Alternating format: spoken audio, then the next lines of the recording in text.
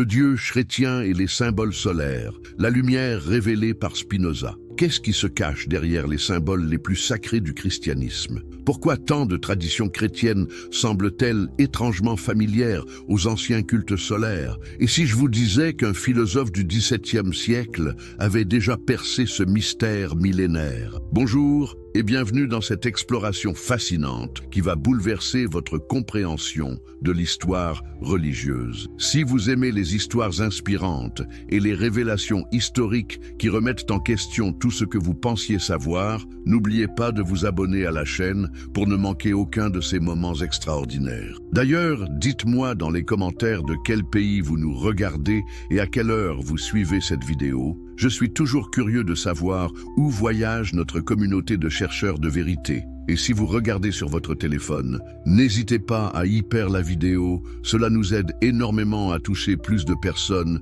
passionnées d'histoire comme vous. Aujourd'hui, nous allons plonger dans l'une des enquêtes les plus captivantes de l'histoire des religions. Nous découvrirons comment Baruch Spinoza, ce génie incompris qui a défié à la fois les autorités juives et chrétiennes de son époque, a révélé les connexions cachées entre le Dieu chrétien et les anciens symboles solaires païens. Préparez-vous à un voyage intellectuel qui transformera à jamais votre regard sur la religion, le pouvoir et la vérité historique.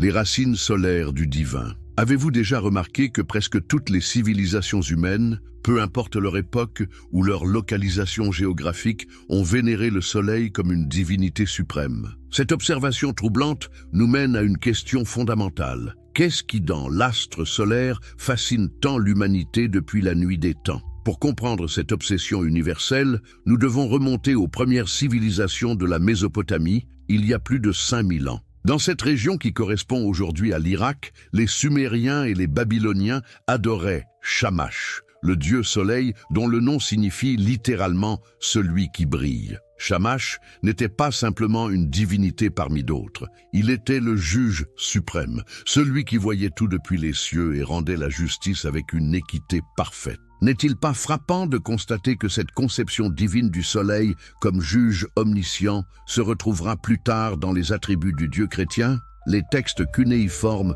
nous révèlent que Shamash était invoqué chaque matin par les rois babyloniens qui cherchaient sa bénédiction pour leurs décisions. Les prêtres de Shamash développèrent un rituel complexe où ils réveillaient le dieu chaque aube en ouvrant les portes de son temple orienté vers l'est. Cette pratique rituelle de l'orientation vers le soleil levant vous rappelle-t-elle quelque chose? Nous y reviendrons. Mais c'est en Égypte que le culte solaire atteint peut-être son apogée le plus sophistiqué.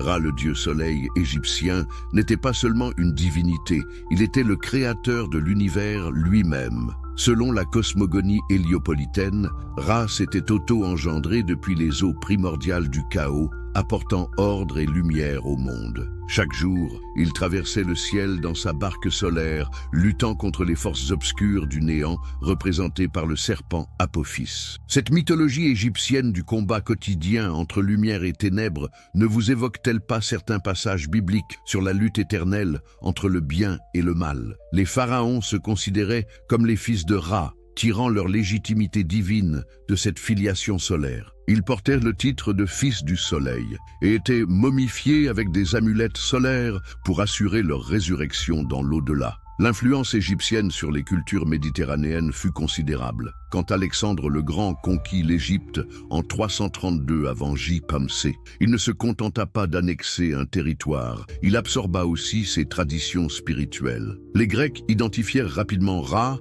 avec leur propre Apollon, créant une synthèse religieuse qui marquera profondément l'hellénisme. Apollon, dans la mythologie grecque, n'était pas seulement le dieu du soleil, il était aussi celui de la musique, de la poésie, de la prophétie et surtout de la vérité. Son oracle à Delphes était consulté par tous les dirigeants du monde antique. La maxime « Connais-toi toi-même » gravée sur le temple d'Apollon à Delphes est-elle si différente de l'invitation chrétienne à l'introspection et à la connaissance de soi devant Dieu? Hélio, l'autre divinité solaire grecque, était représenté conduisant un char de feu à travers le ciel, apportant chaque jour la lumière au monde. Cette image du char solaire se retrouve dans de nombreuses cultures indo-européennes, des Celtes aux Germains, suggérant une origine commune très ancienne dans la préhistoire européenne. Mais c'est Rome qui va pousser le culte solaire à son paroxysme politique et religieux. Sol Invictus, le soleil invaincu, devient sous l'empereur Aurélien en 274 après J.C., la divinité officielle de l'Empire romain. Cette décision n'était pas anodine. Elle répondait à une crise spirituelle et politique majeure de l'Empire au IIIe siècle. Pourquoi Aurélien choisit-il précisément le culte solaire pour unifier religieusement son empire? La réponse nous éclaire sur la psychologie collective de l'époque. Le soleil était la seule divinité véritablement universelle, reconnue par tous les peuples de l'Empire, des Gaulois aux Syriens, des Égyptiens aux Germains. De plus, le caractère invaincu du soleil qui renaît chaque matin symbolisait parfaitement l'espoir de renaissance d'un empire en crise. Les monuments dédiés à Sol Invictus se multiplient dans tout l'empire. À Rome même, Aurélien fait construire un temple grandiose dédié au soleil invaincu dont les prêtres, appelés Pontifex Solis, acquièrent rapidement un pouvoir considérable. Les pièces de monnaie de cette époque portent l'inscription Soli Invicto Comiti, au soleil invaincu compagnon, associant directement l'empereur à la divinité solaire. Cette association entre pouvoir impérial et symbolisme solaire va marquer durablement l'imaginaire politique occidental. L'empereur n'était plus seulement un homme, il était le représentant terrestre du soleil invaincu, investi d'une mission divine de paix et d'ordre dans le monde. Mais que se passe-t-il quand Constantin Ier monte sur le trône en 306 après J.C.? Contrairement à une idée reçue, Constantin ne se convertit pas immédiatement au christianisme. Pendant les premières années de son règne, il reste fidèle au culte de Sol Invictus, hérité d'Aurélien. Ses pièces de monnaie continuent de porter l'effigie du soleil invaincu et lui-même se considère comme protégé par cette divinité. La fameuse vision de Constantin avant la bataille du pont Milvius en 312 mérite d'être réexaminée attentivement. Selon Lactance et Eusèbe de Césarée, Constantin aurait vu dans le ciel un signe lumineux accompagné des mots « In hoc signo vinces ». Par ce signe, tu vaincras. Mais de quel signe s'agissait-il exactement? Les descriptions varient. Croix chrétienne selon certains, symbole solaire selon d'autres. Cette ambiguïté n'est peut-être pas accidentelle. Constantin naviguait habilement entre deux systèmes religieux qui partageaient déjà de nombreux points communs symboliques. N'était-il pas stratégiquement plus sage de maintenir cette ambiguïté plutôt que de rompre brutalement avec les traditions solaires si profondément enracinées dans l'Empire? L'édit de Milan en 313, qui légalise le christianisme, ne supprime pas pour autant les autres cultes. Sol Invictus reste officiellement vénéré jusqu'au règne de Théodose Ier à la fin du IVe siècle. Pendant plus de 70 ans, christianisme et culte solaire coexistent dans l'Empire romain, s'influençant mutuellement de manière subtile mais profonde. Cette coexistence explique pourquoi nous retrouvons tant d'éléments solaires dans l'iconographie chrétienne primitive. Les mosaïques du mausolée des Julii, sous la basilique Saint-Pierre au Vatican, représentent le Christ sous les traits d'Hélios, conduisant le char solaire. Cette représentation n'était pas considérée comme hérétique à l'époque, mais comme une traduction naturelle du message chrétien dans le langage symbolique familier aux populations de l'Empire. L'absorption chrétienne des symboles solaires. Comment une religion née dans la Palestine juive du 1er siècle a-t-elle pu si naturellement absorber les symboles solaires des cultes païens? Cette question nous amène au cœur d'un processus historique fascinant que les spécialistes appellent le syncrétisme religieux. Jésus de Nazareth lui-même ne s'est jamais comparé au soleil dans les évangiles les plus anciens. Pourtant, dès les premiers siècles, les communautés chrétiennes commencent à utiliser un vocabulaire et une imagerie étonnamment proches des cultes solaires. Comment expliquer cette transformation? La réponse se trouve dans la nature même de l'expansion chrétienne primitive. Le christianisme ne s'est pas répandu dans un vide culturel, mais dans un monde déjà saturé de références solaires. Pour être comprise et acceptée, la nouvelle foi devait nécessairement s'exprimer dans les catégories mentales et symboliques de son époque. L'évangile de Jean, rédigé vers la fin du 1er siècle, introduit une innovation théologique majeure avec le concept du Christ comme lumière du monde. « Je suis la lumière du monde », déclare Jésus selon Jean. « Celui qui me suit ne marchera pas dans les ténèbres, mais il aura la lumière de la vie. » Cette métaphore lumineuse n'était-elle pas parfaitement adaptée à un public habitué à vénérer les divinités solaires? Mais c'est surtout dans les écrits des pères de l'Église des 2e et 3e siècles que nous voyons s'épanouir pleinement le symbolisme solaire chrétien. Justin de Naplouse, vers 150, compare explicitement Jésus à un soleil de justice qui éclaire les nations. Clément d'Alexandrie développe cette métaphore en présentant le Christ comme le vrai soleil, qui dissipe les ténèbres de l'ignorance païenne. Cette adoption du symbolisme solaire n'était pas une simple figure de style poétique. Elle répondait à une nécessité missionnaire urgente.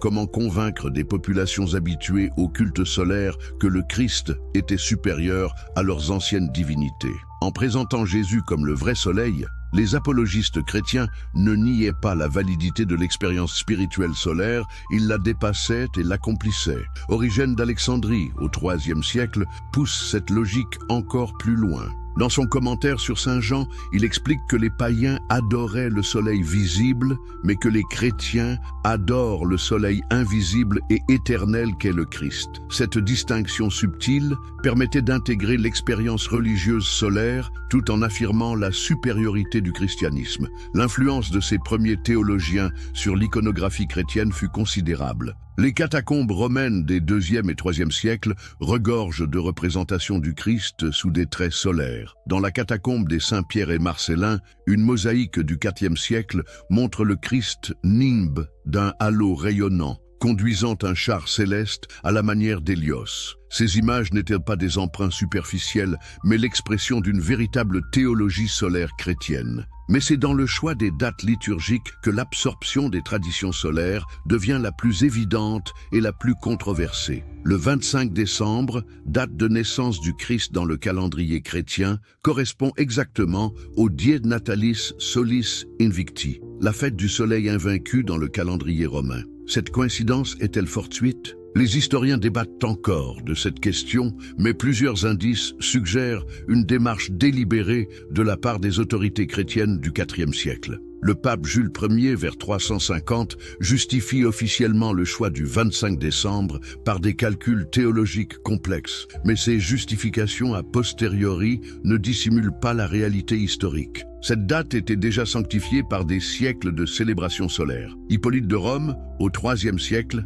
avait calculé que le Christ était mort le 25 mars, date de l'équinoxe de printemps, en appliquant une croyance populaire selon laquelle les grands hommes meurent le même jour que leur conception. Il situait la naissance de Jésus 9 mois plus tard, soit le 25 décembre. Cette argumentation sophistiquée cachait-elle une stratégie plus pragmatique d'adaptation aux habitudes religieuses existantes? La transformation des Saturnales romaines en célébration de Noël suit un processus similaire. Les Saturnales, qui duraient du 17 au 25 décembre, étaient marquées par l'échange de cadeaux, les festins communautaires et une inversion temporaire des rapports sociaux. Ces traditions se retrouvent intégralement dans les célébrations chrétiennes de Noël, mais réinterprétées dans un cadre théologique nouveau. L'évêque Épiphane de Salamine, au IVe siècle, note avec étonnement que les chrétiens d'Orient célèbrent la naissance du Christ en chantant « La Vierge a enfanté, la lumière s'accroît ». Cette exclamation fait directement écho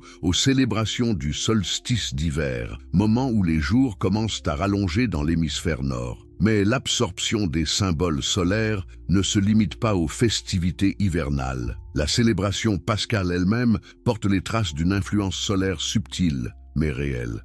Pâques est calculé selon un système complexe qui dépend à la fois de la lune et du soleil. C'est le premier dimanche qui suit la première pleine lune de printemps après l'équinoxe. Cette dépendance du calendrier pascal aux cycles astronomiques n'est pas anodine. Elle perpétue une conception cosmique de la religion qui était au cœur des anciens cultes solaires et lunaires. Les pères de l'Église justifient ce calendrier par des arguments théologiques, mais ils maintiennent ainsi un lien fondamental entre célébrations religieuses et rythmes cosmiques. L'iconographie pascale elle-même emprunte largement aux traditions solaires de mort et de résurrection. L'image du Christ ressuscité rayonnant de lumière, sortant du tombeau au petit matin, évoque irrésistiblement les représentations du soleil renaissant chaque aube, après sa traversée nocturne des enfers. Les hymnes pascals primitives regorgent de métaphores solaires. L'exulté chant pascal attribué à saint Ambroise au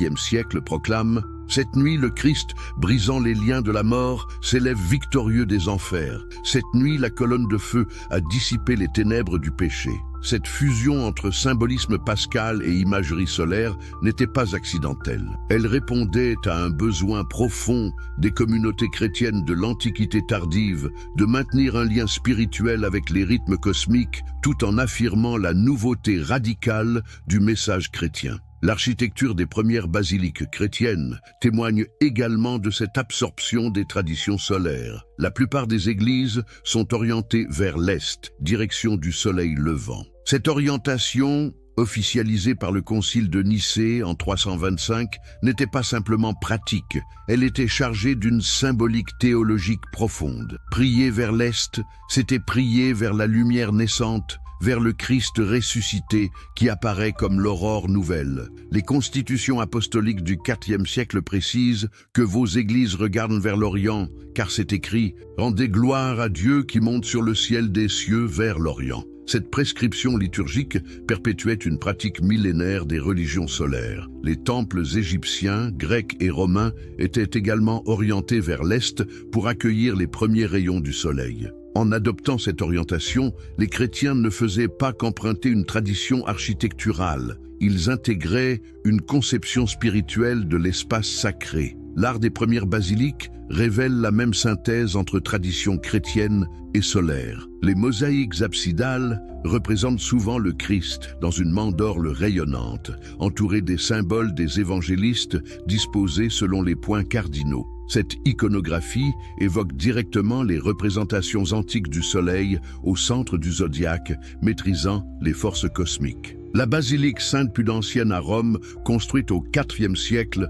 offre un exemple saisissant de cette synthèse. L'abside présente le Christ trônant au centre d'une Jérusalem céleste, nimbe d'un halo crucifère qui évoque simultanément la croix chrétienne et le disque solaire. Les apôtres l'entourent comme les heures entourent le cadran solaire. Mais c'est peut-être dans le développement du culte des saints que l'absorption des traditions solaires devient la plus évidente. De nombreux saints chrétiens reprennent les attributs et les fonctions des anciennes divinités solaires locales. Saint Michel Archange, par exemple, synthétise les traditions du guerrier solaire présentes dans toutes les mythologies indo-européennes. Saint Michel terrasse le dragon des ténèbres comme Ra vainc Apophis, comme Apollon tue Python, comme Mithra sacrifie le taureau cosmique. Sa fête, fixée au 29 septembre, coïncide avec l'équinoxe d'automne, moment traditionnellement associé au triomphe de la lumière sur les ténèbres dans les calendriers solaires antiques. Cette coïncidence n'est pas fortuite. Elle témoigne d'une stratégie délibérée d'évangélisation qui consiste à christianiser les fêtes païennes plutôt que de les supprimer. Le pape Grégoire le Grand formalisera cette approche au XVIe siècle en écrivant à l'évêque Mellitus « Il ne faut pas détruire les temples païens, mais seulement les idoles qu'ils contiennent. Il faut les asperger d'eau bénite, y dresser des autels et y déposer des reliques. » Cette politique de christianisation progressive plutôt que de rupture brutale explique la persistance de nombreux éléments solaires dans le christianisme médiéval et moderne. Elle révèle aussi la profonde sagesse psychologique des premiers évangélisateurs qui comprenaient qu'on ne pouvait pas demander aux populations de renier complètement leurs traditions ancestrales. Spinoza et la critique de la religion révélée. Mais comment en vient-on à questionner ces synthèses religieuses que nous venons d'explorer? Comment un esprit du XVIIe siècle peut-il percer les mystères de ces absorptions symboliques millénaires? Pour comprendre la révolution intellectuelle de Baruch Spinoza, nous devons d'abord plonger dans le contexte extraordinaire de sa formation et de sa rupture avec le monde religieux traditionnel. Né à Amsterdam en 1632, dans une famille de marchands juifs portugais, Bento, son prénom hébraïque, grandit dans l'une des communautés les plus savantes et les plus tolérantes d'Europe.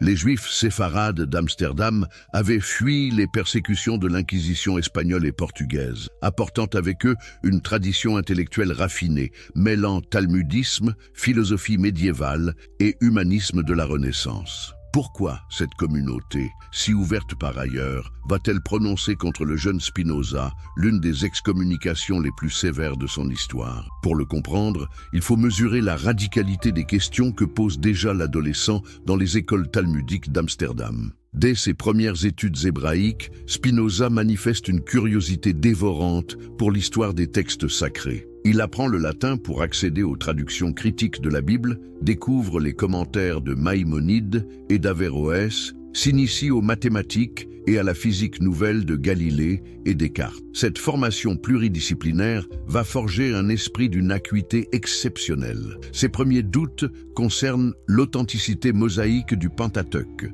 Comment Moïse a-t-il pu rédiger le récit de sa propre mort dans le Deutéronome? Pourquoi trouve-t-on dans la Torah des anachronismes géographiques et linguistiques évidents? Ces questions, qui paraissent anodines aujourd'hui, étaient révolutionnaires au XVIIe siècle où l'inspiration divine des Écritures était un dogme intangible. Mais les interrogations de Spinoza vont bien au-delà de la critique textuelle. Il commence à développer une conception radicalement nouvelle de la divinité qui ébranle les fondements mêmes des religions révélées. Si Dieu est infini et parfait, comment peut-il éprouver des sentiments humains comme la colère ou la jalousie? Si Dieu est immuable, comment peut-il changer d'avis ou modifier ses décisions? Si Dieu est omniscient, pourquoi a-t-il besoin des prières et des sacrifices de ses créatures? Ces questions métaphysiques minent progressivement la foi traditionnelle du jeune homme. Ses condisciples de la yeshiva rapportent ses propos hérétiques aux rabbins de la communauté. On lui reproche de nier l'immortalité de l'âme, de critiquer les miracles de la Bible, de mettre en doute l'élection divine du peuple juif. La rupture devient inévitable quand Spinoza commence à fréquenter les cercles intellectuels chrétiens libéraux d'Amsterdam. Il découvre les écrits des Sociniens, ces protestants radicaux qui nient la divinité du Christ et pratiquent une lecture purement historique des évangiles. Il rencontre des libres penseurs comme Franciscus van den Enden, qui lui enseignent le latin et l'initie à la philosophie cartésienne. Cette ouverture intellectuelle vers des milieux non juifs est perçue par les dirigeants de la communauté séfarade comme une trahison inadmissible. En 1666, à l'âge de 24 ans, Baruch Spinoza est solennellement excommunié dans la synagogue portugaise d'Amsterdam. Le texte du RM excommunication est d'une violence inouïe. Par l'arrêt des anges et le jugement des saints, nous excommunions, chassons, maudissons et exécrons Baruch de Spinoza, qu'il soit maudit le jour, qu'il soit maudit la nuit, que Dieu ne lui pardonne jamais. Cette excommunication, loin de briser Spinoza, le libère paradoxalement de ses dernières attaches confessionnelles. Il abandonne son prénom hébraïque Baruch pour la forme latine Benedictus, s'installe dans une maison modeste de la banlieue d'Amsterdam et commence à rédiger ses premiers ouvrages philosophiques. Son premier livre majeur, le traité théologico-politique, publié anonymement en 1670, fait l'effet d'une bombe dans l'Europe savante. Spinoza y développe une méthode d'interprétation biblique d'une modernité saisissante qui annonce l'exégèse critique des siècles suivants. Quelle est la révolution herméneutique de Spinoza? Il propose de lire la Bible comme n'importe quel texte historique, en tenant compte de son contexte de rédaction, de ses sources, de ses contradictions internes. Pour interpréter l'Écriture, écrit-il, il est nécessaire de connaître la vie, la conduite et les études de l'auteur de chaque livre, qui il était, en quelle occasion, à quelle époque, pour qui et en quelle langue il a écrit. Cette approche historico-critique, révolutionnaire pour l'époque, permet à Spinoza de démontrer que les livres bibliques sont l'œuvre d'auteurs multiples, écrivant à des époques différentes avec des préoccupations diverses. Le Pentateuque, n'a pas été rédigé par Moïse, mais compilé bien après sa mort par des scribes qui ont amalgamé des traditions orales diverses. Plus radicalement encore, Spinoza soutient que les miracles rapportés dans la Bible ne sont que des phénomènes naturels exceptionnels, que les auteurs anciens, ignorant des lois scientifiques, ont interprétés comme des interventions surnaturelles. Un miracle, écrit-il, qu'il soit contraire à la nature ou au-dessus de la nature, est une pure absurdité. Cette critique rationaliste des miracles ne vise pas seulement l'Ancien Testament, mais s'étend logiquement au Nouveau. Les guérisons du Christ, sa résurrection, son ascension sont réinterprétées par Spinoza comme des récits symboliques destinés à impressionner des populations crédules. Le caractère divin de Jésus lui-même est remis en question. Le Christ était homme comme les autres hommes, bien qu'il fût d'une perfection supérieure à tous les prophètes. Mais la critique spinozienne va bien au-delà de l'exégèse biblique. Elle s'attaque au fondement même de la religion organisée, considérée comme un système de domination sociale. Pourquoi les prêtres et les rabbins encouragent-ils la crédulité populaire? Pourquoi maintiennent-ils leurs ouailles dans l'ignorance des véritables lois naturelles? La réponse de Spinoza est d'une lucidité sociologique remarquable. Le but de la religion n'a jamais été d'enseigner aux hommes à raisonner, mais de les amener à l'obéissance et à la dévotion. Les institutions religieuses exploitent la peur naturelle des hommes face à l'inconnu pour maintenir leur autorité temporelle et spirituelle. Cette analyse du pouvoir religieux s'enracine dans une conception métaphysique radicalement nouvelle de la divinité. Pour Spinoza, Dieu n'est pas un être personnel extérieur au monde qui interviendrait miraculeusement dans l'histoire humaine. Dieu se confond avec la nature elle-même dans sa nécessité immanente. Deus sive natura, Dieu c'est-à-dire la nature. Cette formule lapidaire révolutionne la théologie occidentale. Elle supprime la transcendance divine traditionnelle pour lui substituer une immanence radicale. Dieu n'est plus le créateur séparé de sa création, mais la substance unique dont tous les êtres particuliers ne sont que des modalités temporaires. Cette conception panthéiste, bien que Spinoza récuse ce terme, rend caduques toutes les religions révélées qui prétendent détenir une vérité surnaturelle inaccessible à la raison commune. Si Dieu et nature ne font qu'un, alors la connaissance scientifique de la nature est la véritable théologie, et les lois physiques découvertes par Galilée ou Newton sont plus sacrées que les commandements prétendument révélés des Écritures. Cette révolution intellectuelle permet à Spinoza d'éclairer d'un jour nouveau les syncrétismes religieux que nous avons étudiés.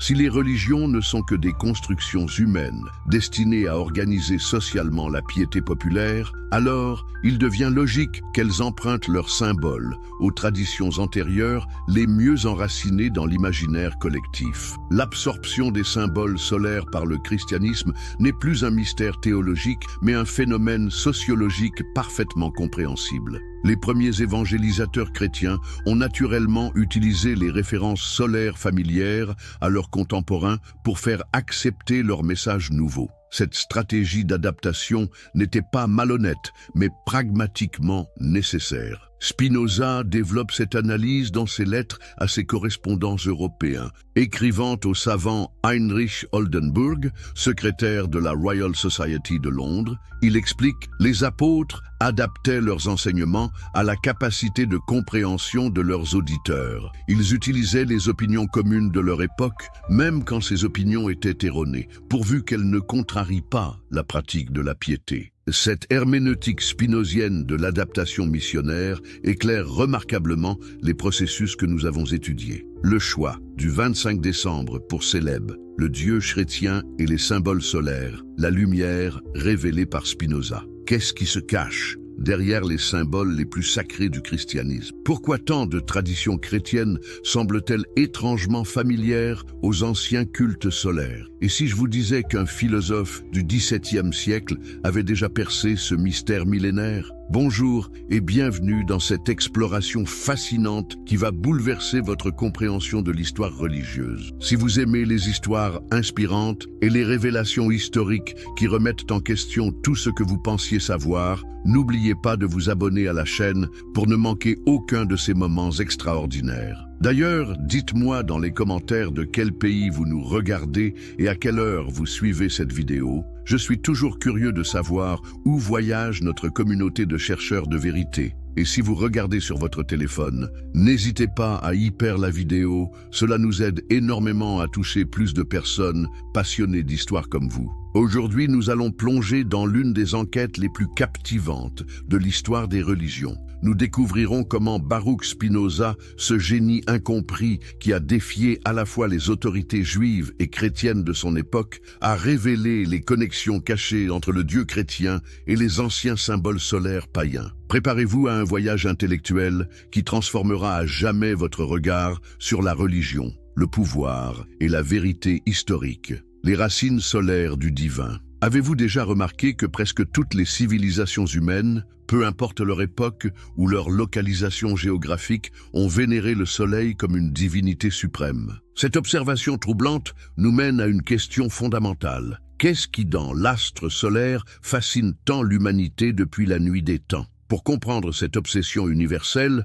nous devons remonter aux premières civilisations de la Mésopotamie, il y a plus de 5000 ans. Dans cette région qui correspond aujourd'hui à l'Irak, les Sumériens et les Babyloniens adoraient Shamash, le dieu soleil dont le nom signifie littéralement « celui qui brille ». Shamash n'était pas simplement une divinité parmi d'autres, il était le juge suprême, celui qui voyait tout depuis les cieux et rendait la justice avec une équité parfaite. N'est-il pas frappant de constater que cette conception divine du soleil comme juge omniscient se retrouvera plus tard dans les attributs du Dieu chrétien? Les textes cunéiformes nous révèlent que Shamash était invoqué chaque matin par les rois babyloniens qui cherchaient sa bénédiction pour leurs décisions. Les prêtres de Shamash développèrent un rituel complexe où ils réveillaient le dieu chaque aube en ouvrant les portes de son temple orienté vers l'est. Cette pratique rituelle de l'orientation vers le soleil levant vous rappelle-t-elle quelque chose? Nous y reviendrons.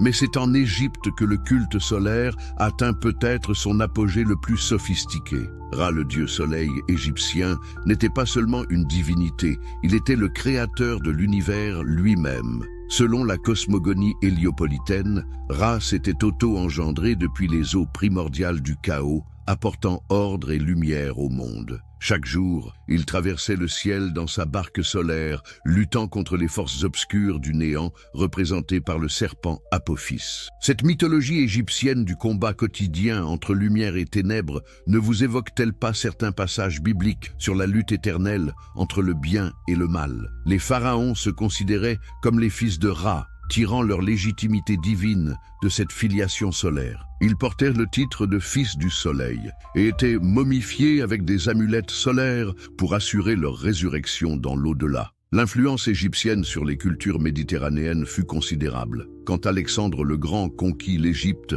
en 332 avant J-Pamsé, il ne se contenta pas d'annexer un territoire, il absorba aussi ses traditions spirituelles. Les Grecs identifièrent rapidement Ra avec leur propre Apollon, créant une synthèse religieuse qui marquera profondément l'hellénisme. Apollon, dans la mythologie grecque, n'était pas seulement le dieu du soleil, il était aussi celui de la musique, de la poésie, de la prophétie et surtout de la vérité. Son oracle à Delphes était consulté par tous les dirigeants du monde antique. La maxime « Connais-toi toi-même » gravée sur le temple d'Apollon à Delphes est-elle si différente de l'invitation chrétienne à l'introspection et à la connaissance de soi devant Dieu? Hélio, l'autre divinité solaire grecque, était représenté conduisant un char de feu à travers le ciel, apportant chaque jour la lumière au monde. Cette image du char solaire se retrouve dans de nombreuses cultures indo-européennes, des Celtes aux Germains, suggérant une origine commune très ancienne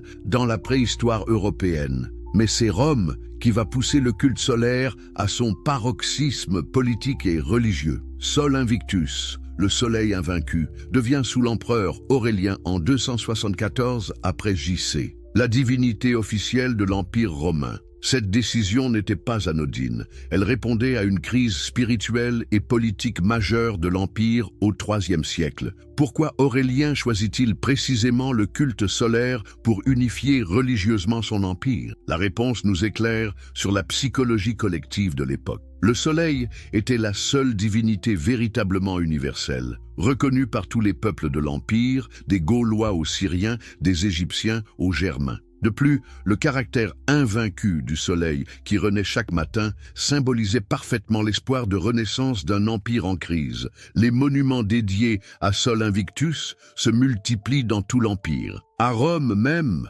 Aurélien fait construire un temple grandiose dédié au soleil invaincu dont les prêtres, appelés Pontifex Solis, acquièrent rapidement un pouvoir considérable. Les pièces de monnaie de cette époque portent l'inscription Soli Invicto Comiti, au soleil invaincu compagnon, associant directement l'empereur à la divinité solaire. Cette association entre pouvoir impérial et symbolisme solaire va marquer durablement l'imaginaire politique occidental. L'empereur n'était plus seulement un homme, il était le représentant terrestre du soleil invaincu, investi d'une mission divine de paix et d'ordre dans le monde. Mais que se passe-t-il quand Constantin Ier monte sur le trône en 306 après JC?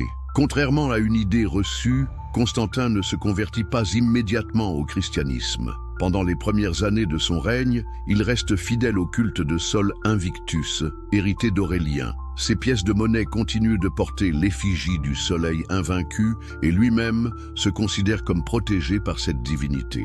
La fameuse vision de Constantin avant la bataille du pont Milvius en 312 mérite d'être réexaminée attentivement. Selon Lactance et Eusèbe de Césarée, Constantin aurait vu dans le ciel un signe lumineux accompagné des mots « In hoc signo vinces ». Par ce signe, tu vaincras. Mais de quel signe s'agissait-il exactement? Les descriptions varient. Croix chrétienne selon certains, symbole solaire selon d'autres. Cette ambiguïté n'est peut-être pas accidentelle. Constantin naviguait habilement entre deux systèmes religieux qui partageaient déjà de nombreux points communs symboliques. N'était-il pas stratégiquement plus sage de maintenir cette ambiguïté plutôt que de rompre brutalement avec les traditions solaires si profondément enracinées dans l'Empire? L'édit de Milan en 313, qui légalise le christianisme, ne supprime pas pour autant les autres cultes. Sol Invictus reste officiellement vénéré jusqu'au règne de Théodose Ier à la fin du IVe siècle.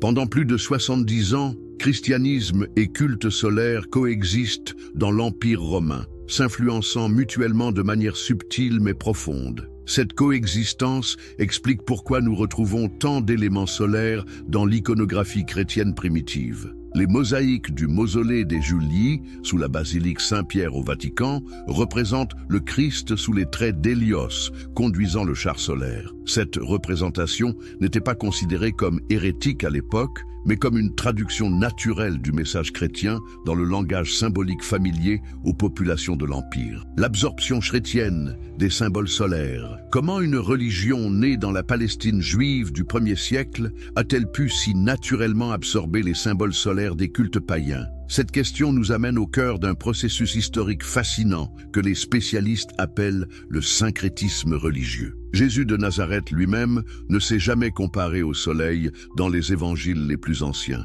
Pourtant, dès les premiers siècles, les communautés chrétiennes commencent à utiliser un vocabulaire et une imagerie étonnamment proches des cultes solaires. Comment expliquer cette transformation? La réponse se trouve dans la nature même de l'expansion chrétienne primitive. Le christianisme ne s'est pas répandu dans un vide culturel, mais dans un monde déjà saturé de références solaires. Pour être comprise et acceptée, la nouvelle foi devait nécessairement s'exprimer dans les catégories mentales et symboliques de son époque. L'Évangile de Jean, rédigé vers la fin du 1er siècle, introduit une innovation théologique majeure avec le concept du Christ comme lumière du monde. « Je suis la lumière du monde », déclare Jésus selon Jean. Celui qui me suit ne marchera pas dans les ténèbres, mais il aura la lumière de la vie. Cette métaphore lumineuse n'était-elle pas parfaitement adaptée à un public habitué à vénérer les divinités solaires? Mais c'est surtout dans les écrits des pères de l'Église des 2e et 3e siècles que nous voyons s'épanouir pleinement le symbolisme solaire chrétien. Justin de Naplouse, vers 150, compare explicitement Jésus à un soleil de justice qui éclaire les nations. Clément d'Alexandrie développe cette métaphore en présentant le Christ comme le vrai soleil qui dissipe les ténèbres de l'ignorance païenne. Cette adoption du symbolisme solaire n'était pas une simple figure de style poétique. Elle répondait à une nécessité missionnaire urgente. Comment convaincre des populations habituées au culte solaire que le Christ était supérieur à leurs anciennes divinités? En présentant Jésus comme le vrai soleil, les apologistes chrétiens ne niaient pas la validité de l'expérience spirituelle solaire, ils la dépassaient et l'accomplissaient. Origène d'Alexandrie, au IIIe siècle, pousse cette logique encore plus loin. Dans son commentaire sur Saint Jean, il explique que les païens adoraient le soleil visible, mais que les chrétiens adorent le soleil invisible et éternel qu'est le Christ. Cette distinction subtile permettait d'intégrer l'expérience religieuse solaire tout en affirmant la supériorité du christianisme. L'influence de ces premiers théologiens sur l'iconographie chrétienne fut considérable. Les catacombes romaines des IIe et IIIe siècles regorgent de représentations du Christ sous des traits solaires. Dans la catacombe des Saint-Pierre et Marcellin, une mosaïque du IVe siècle montre le Christ nimbe d'un halo rayonnant,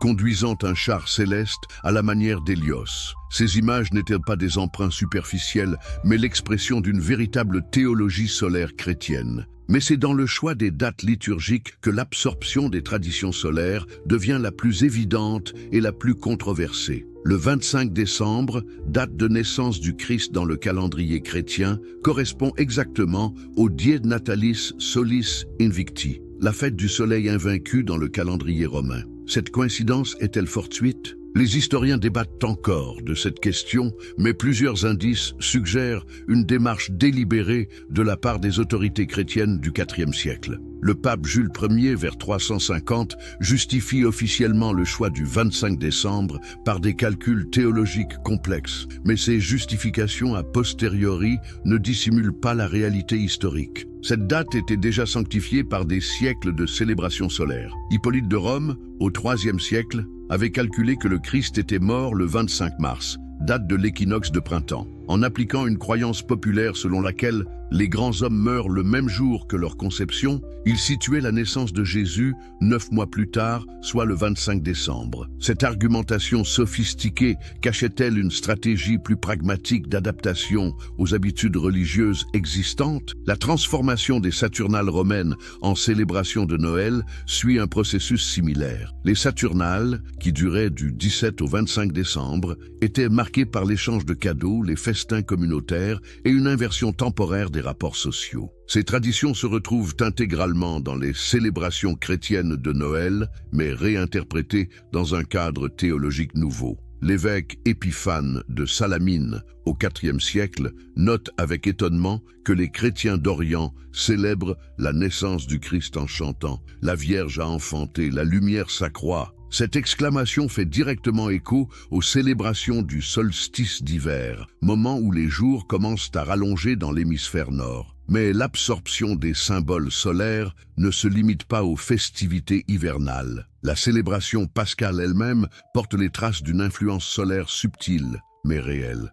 Pâques est calculé selon un système complexe qui dépend à la fois de la lune et du soleil. C'est le premier dimanche qui suit la première pleine lune de printemps après l'équinoxe. Cette dépendance du calendrier pascal aux cycles astronomiques n'est pas anodine. Elle perpétue une conception cosmique de la religion qui était au cœur des anciens cultes solaires et lunaires. Les pères de l'Église justifient ce calendrier par des arguments théologiques, mais ils maintiennent ainsi un lien fondamental entre célébration religieuse et rythme cosmique. L'iconographie pascale elle-même emprunte largement aux traditions solaires de mort et de résurrection. L'image du Christ ressuscité rayonnant de lumière, sortant du tombeau au petit matin, évoque irrésistiblement les représentations du soleil renaissant chaque aube, après sa traversée nocturne des enfers. Les hymnes pascals primitives regorgent de métaphores solaires. L'exulté chant pascal attribué à saint Ambroise au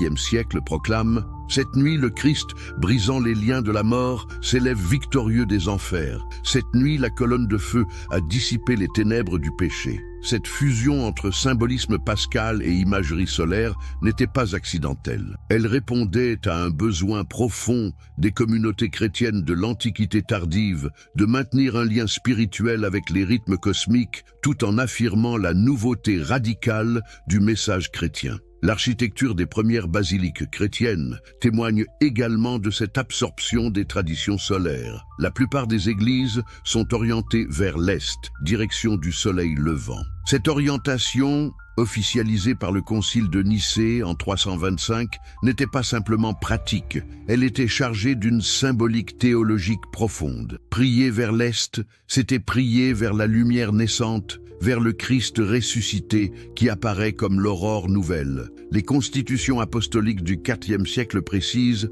que vos églises regardent vers l'Orient, car c'est écrit « Rendez gloire à Dieu qui monte sur le ciel des cieux vers l'Orient ». Cette prescription liturgique perpétuait une pratique millénaire des religions solaires. Les temples égyptiens, grecs et romains étaient également orientés vers l'est pour accueillir les premiers rayons du soleil. En adoptant cette orientation, les chrétiens ne faisaient pas qu'emprunter une tradition architecturale, ils intégraient une conception spirituelle de l'espace sacré. L'art des premières basiliques révèle la même synthèse entre tradition chrétienne et solaire. Les mosaïques absidales représentent souvent le Christ dans une mandorle rayonnante, entourée des symboles des évangélistes disposés selon les points cardinaux. Cette iconographie évoque directement les représentations antiques du soleil au centre du zodiaque, maîtrisant les forces cosmiques. La basilique Sainte-Pudentienne à Rome, construite au IVe siècle, offre un exemple saisissant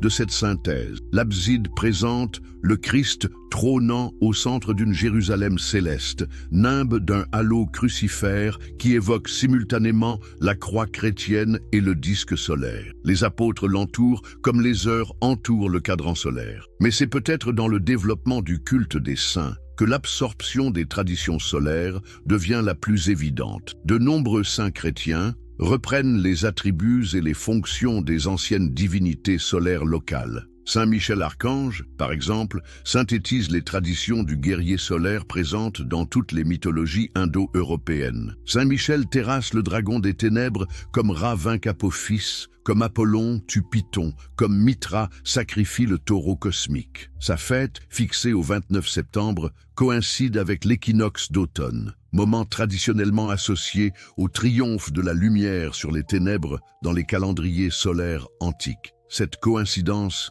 n'est pas fortuite. Elle témoigne d'une stratégie délibérée d'évangélisation qui consiste à christianiser les fêtes païennes plutôt que de les supprimer. Le pape Grégoire le Grand formalisera cette approche au XVIe siècle en écrivant à l'évêque Mellitus « Il ne faut pas détruire les temples païens, mais seulement les idoles qu'ils contiennent. Il faut les asperger d'eau bénite, y dresser des autels et y déposer des reliques. » Cette politique de christianisation progressive plutôt que de rupture brutale explique la persistance de nombreux éléments solaires dans le christianisme médiéval et moderne. Elle révèle aussi la profonde sagesse psychologique des premiers évangélisateurs qui comprenaient qu'on ne pouvait pas demander aux populations de renier complètement leurs traditions ancestrales. Spinoza est la critique de la religion révélée. Mais comment en vient-on à questionner ces synthèses religieuses que nous venons d'explorer? Comment un esprit du XVIIe siècle peut-il percer les mystères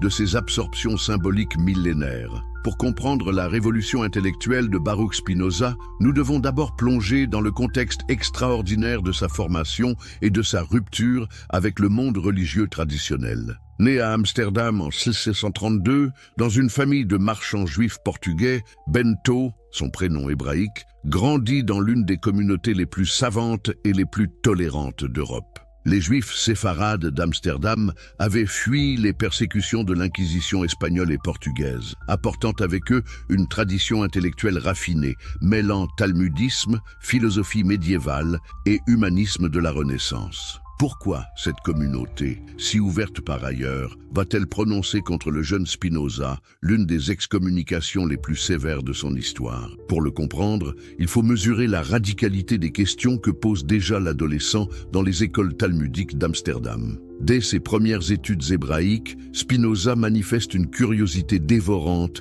pour l'histoire des textes sacrés. Il apprend le latin pour accéder aux traductions critiques de la Bible, découvre les commentaires de Maïmonide et d'Averroès, s'initie aux mathématiques et à la physique nouvelle de Galilée et Descartes. Cette formation pluridisciplinaire va forger un esprit d'une acuité exceptionnelle. Ses premiers doutes concernent l'authenticité mosaïque du Pentateuque. Comment Moïse a-t-il pu rédiger le récit de sa propre mort dans le Deutéronome? Pourquoi trouve-t-on dans la Torah des anachronismes géographiques et linguistiques évidents? Ces questions, qui paraissent anodines aujourd'hui, étaient révolutionnaires au XVIIe siècle où l'inspiration divine des Écritures était un dogme intangible. Mais les interrogations de Spinoza vont bien au-delà de la critique textuelle. Il commence à développer une conception radicalement nouvelle de la divinité qui ébranle les fondements mêmes des religions révélées. Si Dieu est infini et parfait, comment peut-il éprouver des sentiments humains comme la colère ou la jalousie? Si Dieu est immuable,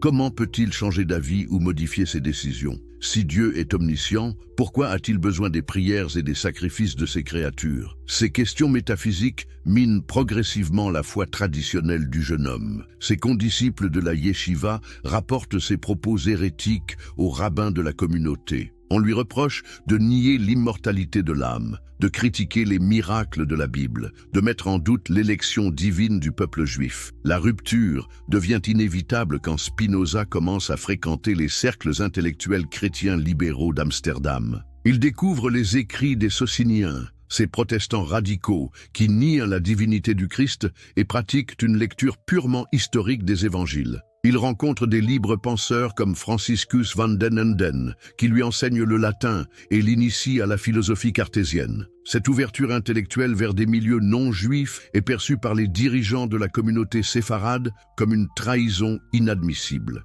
En 1666, à l'âge de 24 ans, Baruch Spinoza est solennellement excommunié dans la synagogue portugaise d'Amsterdam. Le texte du RM excommunication est d'une violence inouïe. Par l'arrêt des anges et le jugement des saints, nous excommunions, chassons, maudissons et exécrons Baruch de Spinoza, qu'il soit maudit le jour, qu'il soit maudit la nuit, que Dieu ne lui pardonne jamais. Cette excommunication, loin de briser Spinoza, le libère paradoxalement de ses dernières attaches confessionnelles. Il abandonne son prénom hébraïque Baruch pour la forme latine Benedictus, s'installe dans une maison modeste de la banlieue d'Amsterdam et commence à rédiger ses premiers ouvrages philosophiques. Son premier livre majeur, le traité théologico-politique, publié anonymement en 1670, fait l'effet d'une bombe dans l'Europe savante. Spinoza y développe une méthode d'interprétation biblique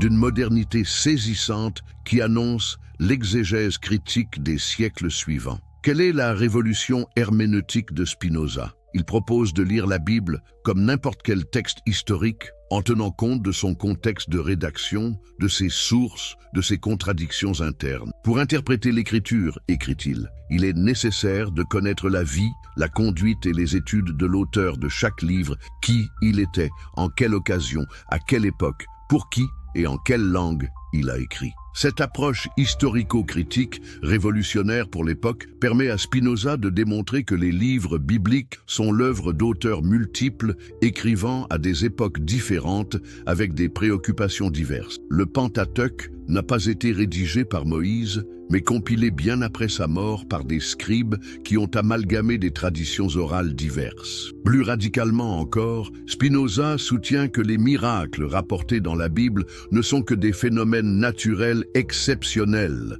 que les auteurs anciens, ignorant des lois scientifiques, ont interprétés comme des interventions surnaturelles. Un miracle, écrit-il, qu'il soit contraire à la nature ou au-dessus de la nature, est une pure absurdité. Cette critique rationaliste des miracles ne vise pas seulement l'Ancien Testament, mais s'étend logiquement au Nouveau. Les guérisons du Christ, sa résurrection, son ascension sont réinterprétées par Spinoza comme des récits symboliques destinés à impressionner des populations crédules. Le caractère divin de Jésus lui-même est remis en question. Le Christ était homme comme les autres hommes, bien qu'il fût d'une perfection supérieure à tous les prophètes. Mais la critique spinozienne va bien au-delà de l'exégèse biblique. Elle s'attaque au fondement même de la religion organisée, considérée comme un système de domination sociale. Pourquoi les prêtres et les rabbins encouragent-ils la crédulité populaire? Pourquoi maintiennent-ils leur why dans l'ignorance des véritables lois naturelles? La réponse de Spinoza est d'une lucidité sociologique remarquable. Le but de la religion n'a jamais été d'enseigner aux hommes à raisonner, mais de les amener à l'obéissance et à la dévotion. Les institutions religieuses exploitent la peur naturelle des hommes face à l'inconnu pour maintenir leur autorité temporelle et spirituelle. Cette analyse du pouvoir religieux s'enracine dans une conception métaphysique radicalement nouvelle de la divinité. Pour Spinoza, Dieu n'est pas un être personnel extérieur au monde qui interviendrait miraculeusement dans l'histoire humaine. Dieu se confond avec la nature elle-même dans sa nécessité immanente. Deus sive natura, Dieu c'est-à-dire la nature. Cette formule lapidaire révolutionne la théologie occidentale. Elle supprime la transcendance divine traditionnelle pour lui substituer une immanence radicale. Dieu n'est plus le créateur séparé de sa création, mais la substance unique dont tous les êtres particuliers ne sont que des modalités temporaires. Cette conception panthéiste,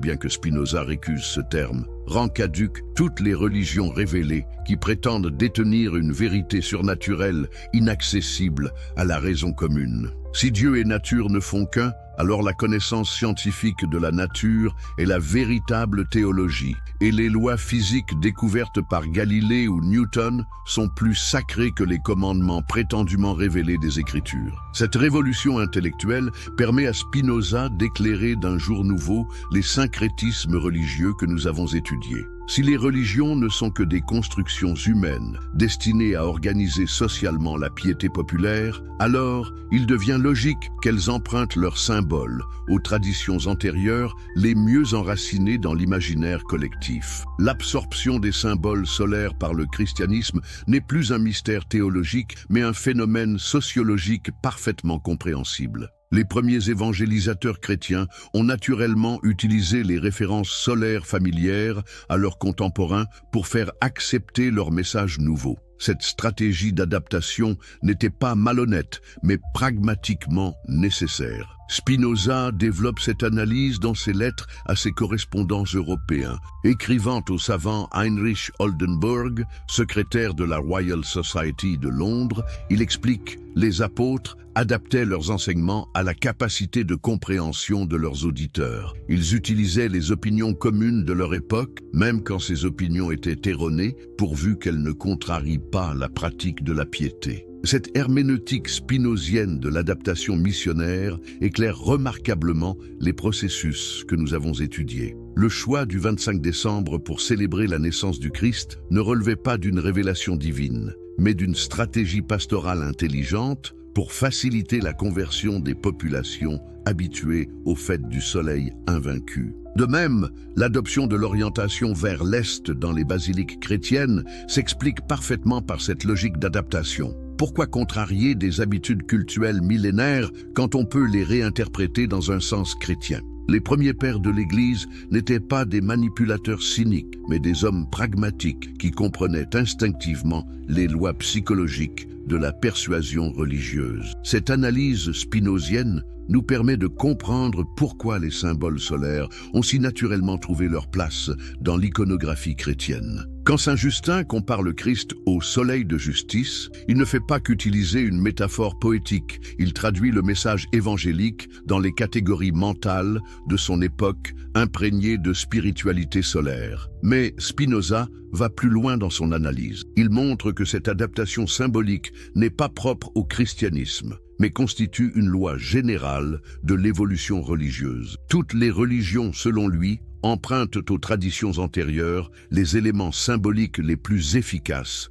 pour toucher l'imagination populaire. Le judaïsme lui-même, malgré ses prétentions à l'originalité abrahamique, porte les traces d'influences mésopotamiennes et égyptiennes évidentes. Le récit du déluge dans la Genèse reprend presque mot pour mot l'épopée sumérienne de Gilgamesh. Les lois du Lévitique s'inspirent largement du code d'Hammurabi. Même le monothéisme hébraïque s'enracine dans des traditions antérieures, notamment la réforme d'Akhénaton en Égypte au XIVe siècle avant notre ère. Cette découverte des emprunts religieux n'avait rien de scandaleux pour Spinoza. Elle témoignait au contraire de la continuité fondamentale de l'expérience spirituelle humaine par-delà la diversité des confessions particulières. Les hommes ont toujours cherché à exprimer leur relation au cosmos et à l'absolu, mais ils l'ont fait avec les moyens conceptuels et symboliques de leur époque. Le génie de Spinoza consiste à ne pas s'arrêter à cette relativisation historique des religions, mais à en tirer les conséquences philosophiques ultimes. Si toutes les religions ne sont que des expressions culturellement situées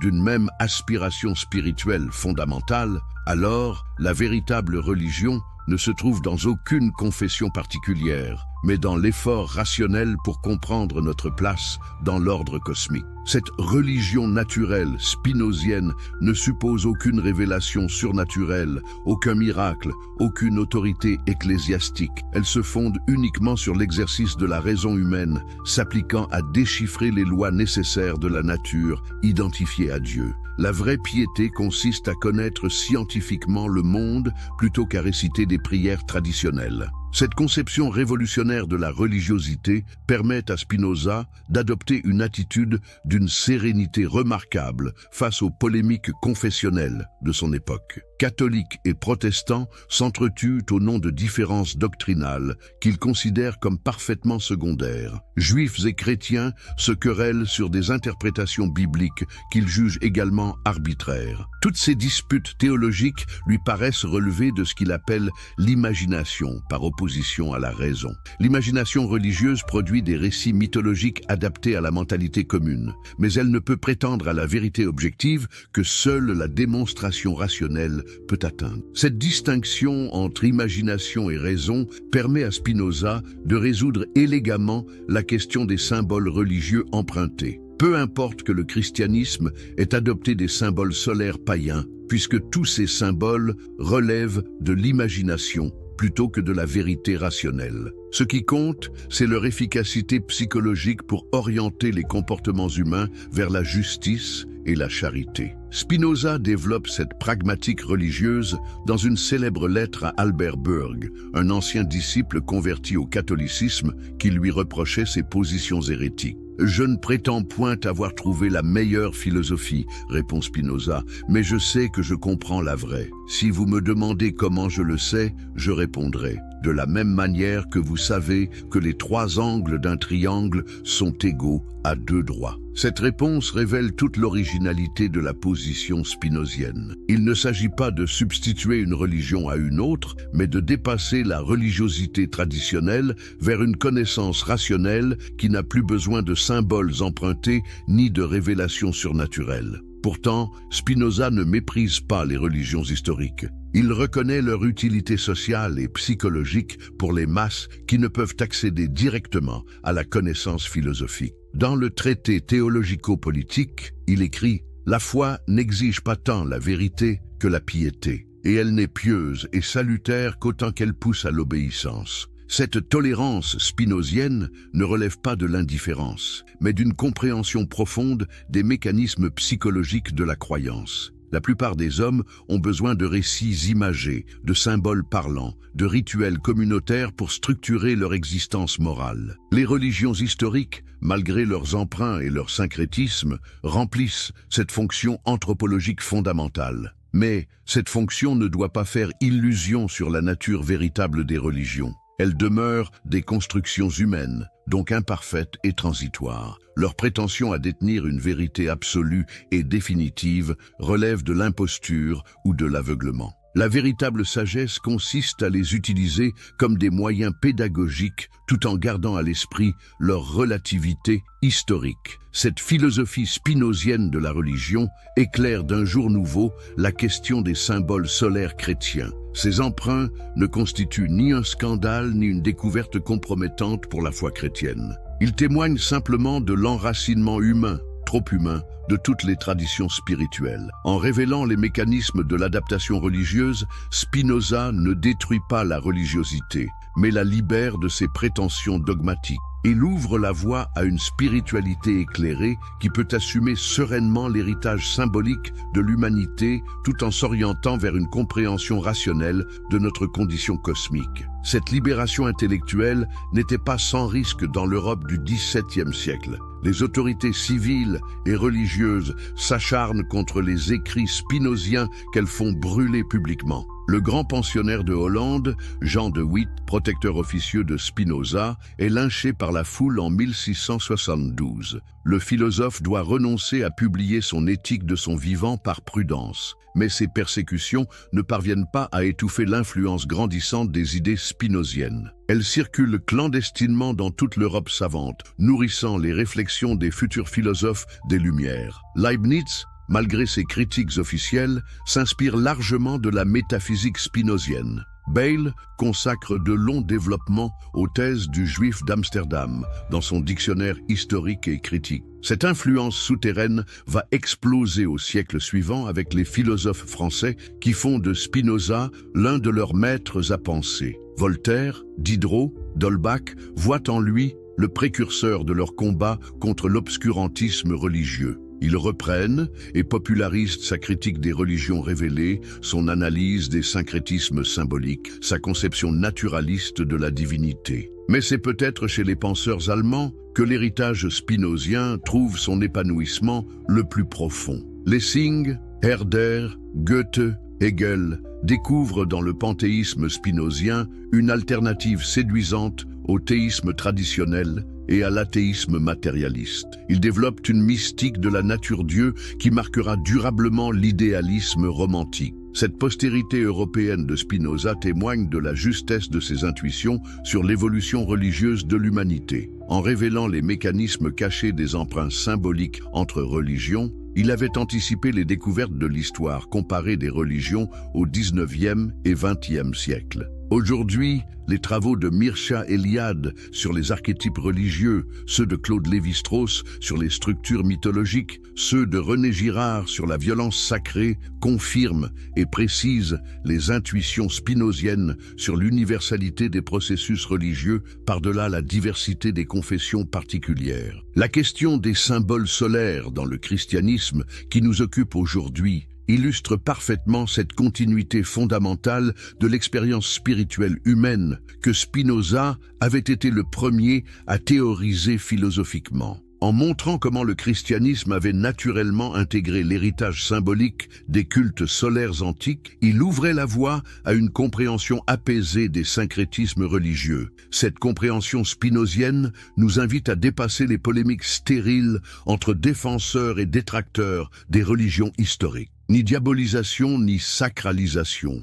mais analyse lucide des mécanismes psychologiques et sociologiques qui président à l'élaboration des traditions spirituelles. Dans cette perspective, la révélation spinozienne sur les symboles solaires chrétiens n'est pas une dénonciation scandaleuse, mais une invitation à la sagesse. Elle nous apprend à distinguer l'essentiel de l'accessoire, l'aspiration spirituelle authentique de ces expressions culturelles contingentes. Cette leçon de discernement n'a rien perdu de son actualité dans notre monde contemporain, où les fondamentalismes religieux prétendent encore détenir des vérités absolues et définitives. L'héritage spinozien nous enseigne à la fois le respect des traditions spirituelles et la liberté critique face à leurs prétentions dogmatiques. N'est-ce pas là finalement la plus belle leçon que nous puissions tirer de cette enquête historique et philosophique sur les symboles solaires du christianisme? Spinoza nous a montré la voie d'une spiritualité éclairée qui assume pleinement l'héritage symbolique de l'humanité tout en gardant l'esprit libre pour de nouvelles découvertes sur notre condition cosmique. Les Juifs séfarades d'Amsterdam avaient fui les persécutions de l'Inquisition espagnole et portugaise, apportant avec eux une tradition intellectuelle raffinée, mêlant talmudisme, philosophie médiévale et humanisme de la Renaissance. Pourquoi cette communauté, si ouverte par ailleurs, va-t-elle prononcer contre le jeune Spinoza l'une des excommunications les plus sévères de son histoire? Pour le comprendre, il faut mesurer la radicalité des questions que pose déjà l'adolescent dans les écoles talmudiques d'Amsterdam. Dès ses premières études hébraïques, Spinoza manifeste une curiosité dévorante pour l'histoire des textes sacrés. Il apprend le latin pour accéder aux traductions critiques de la Bible, découvre les commentaires de Maïmonide et d'Averroès, s'initie aux mathématiques et à la physique nouvelle de Galilée et Descartes. Cette formation pluridisciplinaire va forger un esprit d'une acuité exceptionnelle. Ses premiers doutes concernent l'authenticité mosaïque du Pentateuque.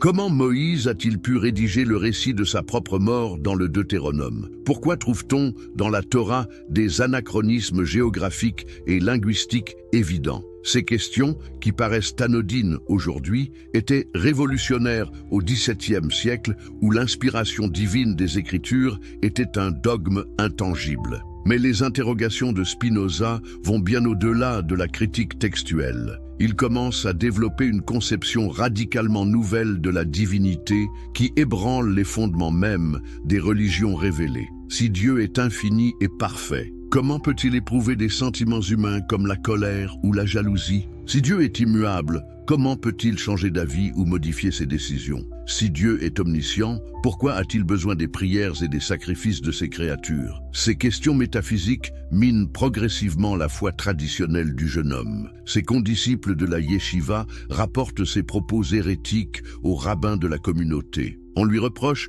de nier l'immortalité de l'âme, de critiquer les miracles de la Bible, de mettre en doute l'élection divine du peuple juif. La rupture devient inévitable quand Spinoza commence à fréquenter les cercles intellectuels chrétiens libéraux d'Amsterdam. Il découvre les écrits des Sociniens, ces protestants radicaux qui nient la divinité du Christ et pratiquent une lecture purement historique des évangiles. Il rencontre des libres penseurs comme Franciscus van den Enden, qui lui enseignent le latin et l'initie à la philosophie cartésienne. Cette ouverture intellectuelle vers des milieux non juifs est perçue par les dirigeants de la communauté séfarade comme une trahison inadmissible. En 1666, à l'âge de 24 ans, Baruch Spinoza est solennellement excommunié dans la synagogue portugaise d'Amsterdam. Le texte du RM excommunication est d'une violence inouïe. Par l'arrêt des anges et le jugement des saints, nous excommunions, chassons, maudissons et exécrons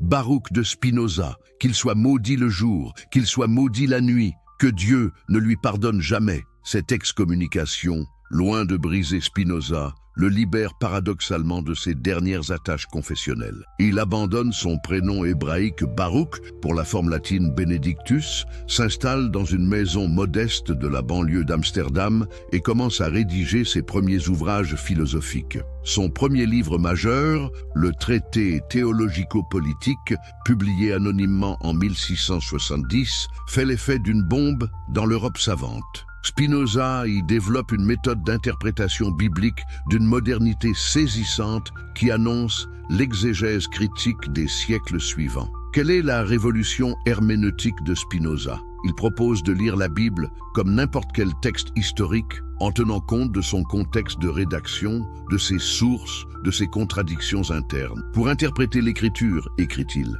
il est nécessaire de connaître la vie, la conduite et les études de l'auteur de chaque livre, qui il était, en quelle occasion, à quelle époque, pour qui et en quelle langue il a écrit. Cette approche historico-critique, révolutionnaire pour l'époque, permet à Spinoza de démontrer que les livres bibliques sont l'œuvre d'auteurs multiples, écrivant à des époques différentes avec des préoccupations diverses. Le Pentateuque n'a pas été rédigé par Moïse, mais compilé bien après sa mort par des scribes qui ont amalgamé des traditions orales diverses. Plus radicalement encore, Spinoza soutient que les miracles rapportés dans la Bible ne sont que des phénomènes naturels exceptionnels, que les auteurs anciens, ignorant des lois scientifiques, ont interprétés comme des interventions surnaturelles. Un miracle, écrit-il, qu'il soit contraire à la nature ou au-dessus de la nature, est une pure absurdité. Cette critique rationaliste des miracles ne vise pas seulement l'Ancien Testament,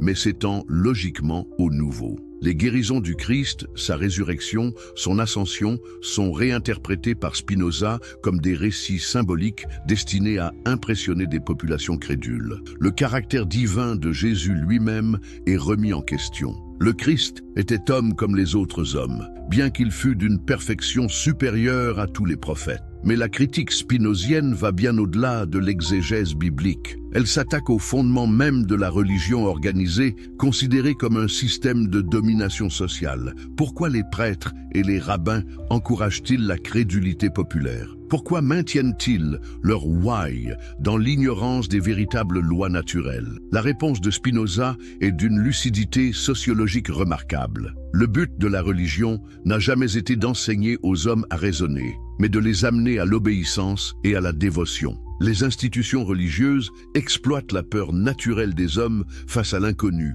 pour maintenir leur autorité temporelle et spirituelle. Cette analyse du pouvoir religieux s'enracine dans une conception métaphysique radicalement nouvelle de la divinité. Pour Spinoza, Dieu n'est pas un être personnel extérieur au monde qui interviendrait miraculeusement dans l'histoire humaine. Dieu se confond avec la nature elle-même dans sa nécessité immanente. Deus sive natura, Dieu c'est-à-dire la nature. Cette formule lapidaire révolutionne la théologie occidentale. Elle supprime la transcendance divine traditionnelle pour lui substituer une immanence radicale. Dieu n'est plus le créateur séparé de sa création, mais la substance unique dont tous les êtres particuliers ne sont que des modalités temporaires. Cette conception panthéiste, bien que Spinoza récuse ce terme, rend caduques toutes les religions révélées qui prétendent détenir une vérité surnaturelle inaccessible à la raison commune. Si Dieu et nature ne font qu'un,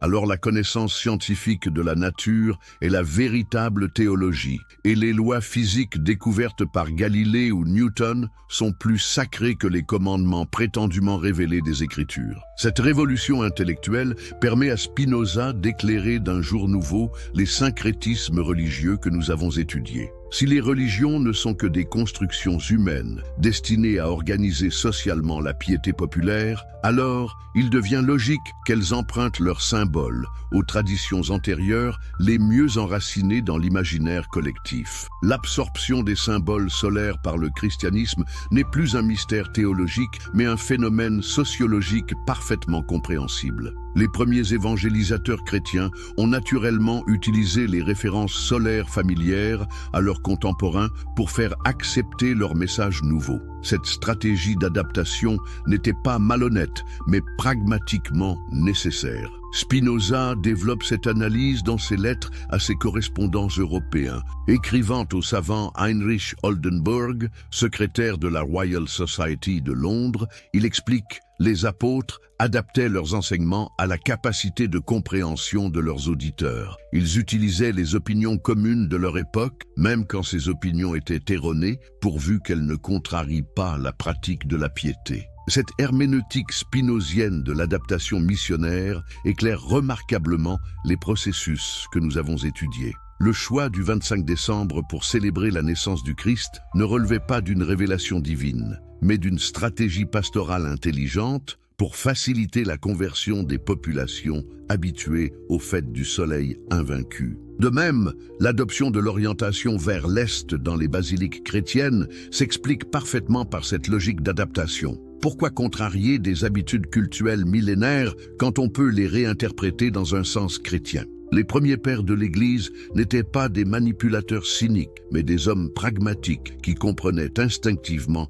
les lois psychologiques de la persuasion religieuse. Cette analyse spinozienne nous permet de comprendre pourquoi les symboles solaires ont si naturellement trouvé leur place dans l'iconographie chrétienne. Quand saint Justin compare le Christ au soleil de justice, il ne fait pas qu'utiliser une métaphore poétique, il traduit le message évangélique dans les catégories mentales de son époque imprégnées de spiritualité solaire. Mais Spinoza va plus loin dans son analyse. Il montre que cette adaptation symbolique n'est pas propre au christianisme, mais constitue une loi générale de l'évolution religieuse. Toutes les religions, selon lui, empruntent aux traditions antérieures les éléments symboliques les plus efficaces pour toucher l'imagination populaire. Le judaïsme lui-même, malgré ses prétentions à l'originalité abrahamique, portent les traces d'influences mésopotamiennes et égyptiennes évidentes. Le récit du déluge dans la Genèse reprend presque mot pour mot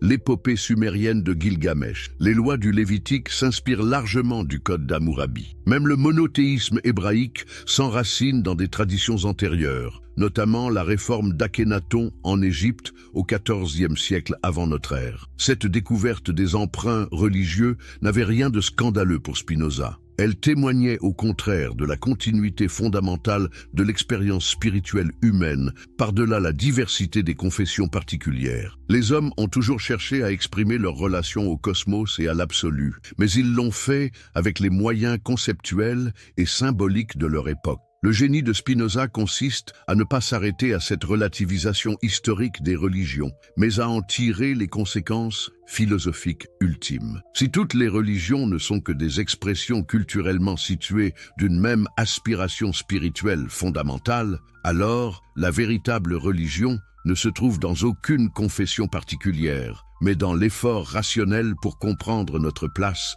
dans l'ordre cosmique. Cette religion naturelle spinozienne ne suppose aucune révélation surnaturelle, aucun miracle, aucune autorité ecclésiastique. Elle se fonde uniquement sur l'exercice de la raison humaine, s'appliquant à déchiffrer les lois nécessaires de la nature, identifiées à Dieu. La vraie piété consiste à connaître scientifiquement le monde plutôt qu'à réciter des prières traditionnelles. Cette conception révolutionnaire de la religiosité permet à Spinoza d'adopter une attitude d'une sérénité remarquable face aux polémiques confessionnelles de son époque. Catholiques et protestants s'entretuent au nom de différences doctrinales qu'ils considèrent comme parfaitement secondaires. Juifs et chrétiens se querellent sur des interprétations bibliques qu'ils jugent également arbitraires. Toutes ces disputes théologiques lui paraissent relever de ce qu'il appelle l'imagination, par opposition à la raison. L'imagination religieuse produit des récits mythologiques adaptés à la mentalité commune,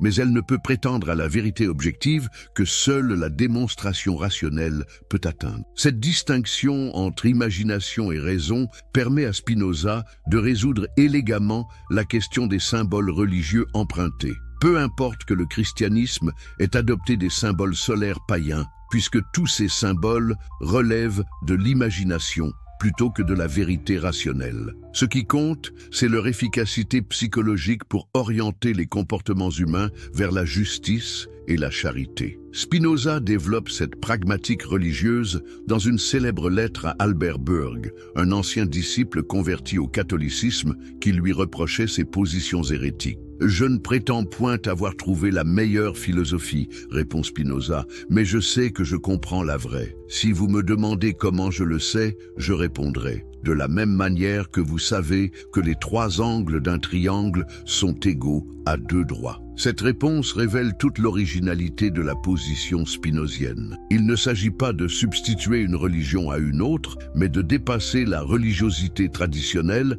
vers une connaissance rationnelle qui n'a plus besoin de symboles empruntés ni de révélations surnaturelles. Pourtant, Spinoza ne méprise pas les religions historiques. Il reconnaît leur utilité sociale et psychologique pour les masses qui ne peuvent accéder directement à la connaissance philosophique.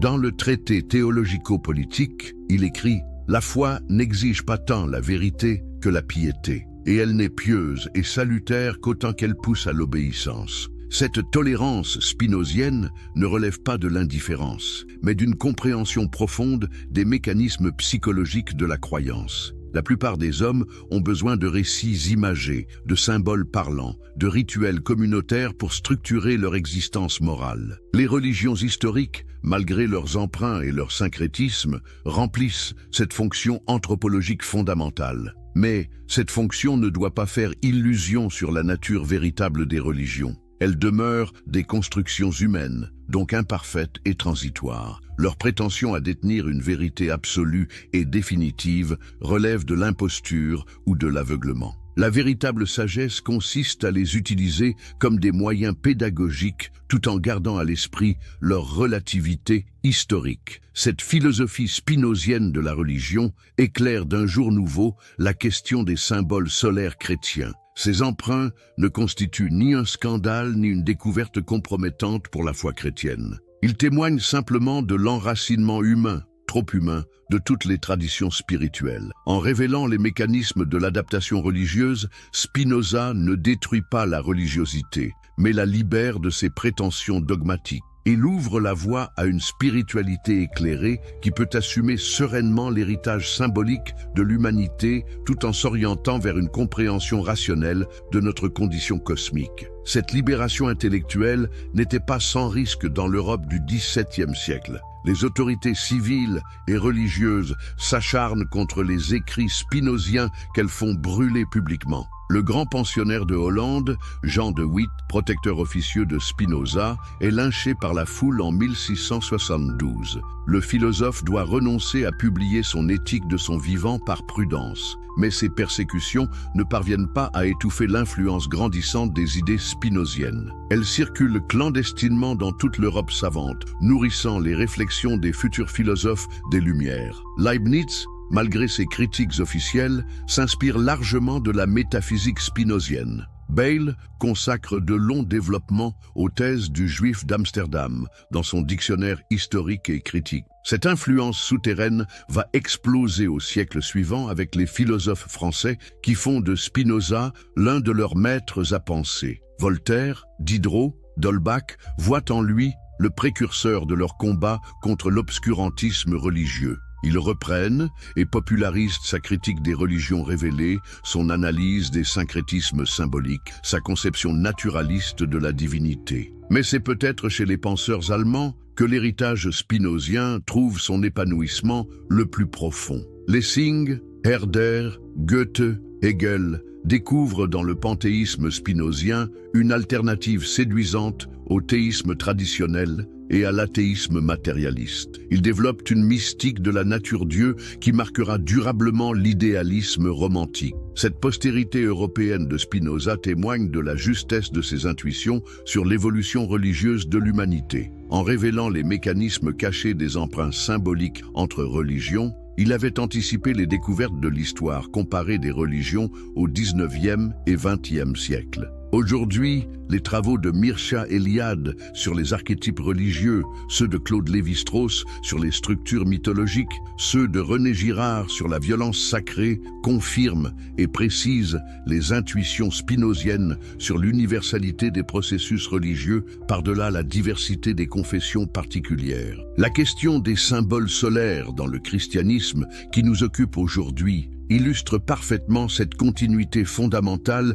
de l'expérience spirituelle humaine que Spinoza avait été le premier à théoriser philosophiquement. En montrant comment le christianisme avait naturellement intégré l'héritage symbolique des cultes solaires antiques, il ouvrait la voie à une compréhension apaisée des syncrétismes religieux. Cette compréhension spinozienne nous invite à dépasser les polémiques stériles entre défenseurs et détracteurs des religions historiques. Ni diabolisation ni sacralisation, mais analyse lucide des mécanismes psychologiques et sociologiques qui président à l'élaboration des traditions spirituelles. Dans cette perspective, la révélation spinozienne sur les symboles solaires chrétiens n'est pas une dénonciation scandaleuse, mais une invitation à la sagesse. Elle nous apprend à distinguer l'essentiel de l'accessoire, l'aspiration spirituelle authentique de ces expressions culturelles contingentes. Cette leçon de discernement n'a rien perdu de son actualité dans notre monde contemporain, où les fondamentalismes religieux prétendent encore détenir des vérités absolues et définitives. L'héritage spinozien nous enseigne à la fois le respect des traditions spirituelles et la liberté critique face à leurs prétentions dogmatiques. N'est-ce pas là finalement la plus belle leçon que nous puissions tirer de cette enquête historique et philosophique sur les symboles solaires du christianisme? Spinoza nous a montré la voie d'une spiritualité éclairée, qui assume pleinement l'héritage symbolique de l'humanité, tout en gardant l'esprit libre pour de nouvelles découvertes sur notre condition cosmique.